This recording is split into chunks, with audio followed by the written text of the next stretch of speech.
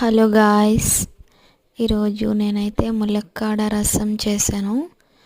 Very very very simple వేలో. First అయితే drum స్టిక్ని salt కొంచెం వాటర్ వేసి బాయిల్ చేశాను మెత్తగా. అవి బాయిల్ అయిన తర్వాత కొంచెం అవి చల్లారిన తర్వాత మిక్సీ వేసి మిక్సీలో గ్రైండ్ చేసుకున్నాను. మిక్సీలో గ్రైండ్ అయిన తర్వాత ఈ విధంగా వచ్చింది. నేనైతే వాటర్లో డిప్ చేసి పీచ్ అంతా తీసేసి కొంచెం చింతపండు, గ్రీన్ చిల్లీ, ఆనియన్స్ వేసి పొయ్యి మీద పెట్టాను.